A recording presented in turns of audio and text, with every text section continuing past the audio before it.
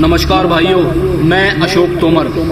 मैं आज तोमरों की वंशावली जो राजपूत राजा चंद्रवंशी हैं उनकी वंशावली आपके सामने प्रस्तुत करता हूं और उन भाइयों के सामने खासकर प्रस्तुत करता हूं जो अनंगपाल तोमर को अपना यानी कि जाट और गुज्जर दावा ठोकते हैं, अपना बताते हैं। तो भाइयों, इस वीडियो को देखें और अपने मन का वहम मिटाएं। मैं उनकी वंशावली राजा अजमल जी से लेकर अनंगपाल तक यानी कि मैं आपको तोमरों की महाभारत के सर्वश्रेष्ठ योद्धा अर्जुन से लेकर अनंगपाल तक की वंशावली बता देता हूं और आपकी मानसिकता और भ्रम को दूर कर देता हूं। आइए, किस प्रकार है।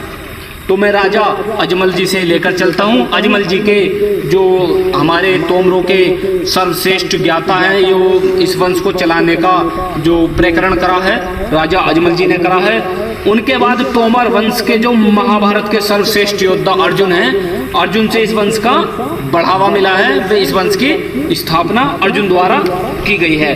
तो इनके पुत्र हुए अभिमन्यु। अभिमन्यु के पुत्र राजा परीक्षित हुए जो कलयुग के प्रथम राजा कहलाए। वे परीक्षित के बाद जन्मेजय। जन्मेजय राजा परीक्षित के पुत्र थे।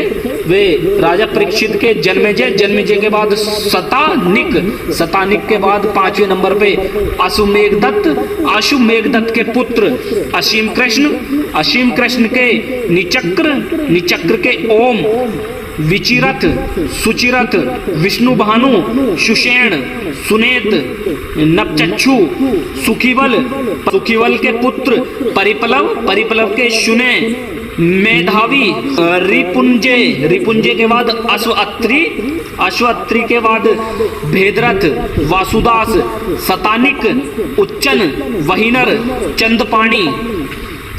चंद्रपाणी के बाद 28वीं पीढ़ी में निर्मित क्षेमक, शंकरध्वज और अर्जुन की 33वीं पीढ़ी में तुंग नाम के राजा हुए।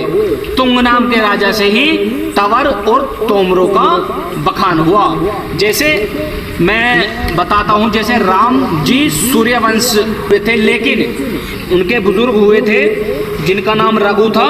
रघु के बाद ही रघुवंशी कुल कहलाया। ऐसे ही जैसे हमारा चंद्रवंशियों का आर्यव्रत के बाद हुआ पांडव के बाद राजा तुंग से ही तोमरों का स्पष्टीकरण हुआ। और आज भी राजस्थान में तवर और हरियाणा में तवर और उत्तर प्रदेश में तोमर नाम से चंद्रवंशियों को संबोधित करा जाता है। और केवल चंद्रवंशी राजपूत ही क्षत्रिय हैं। क्षत्रिय तो और भी हैं, गोत्र अलग अलग होते हैं, पर जाट गुज्जर इस वहम को ना पाड़ लें।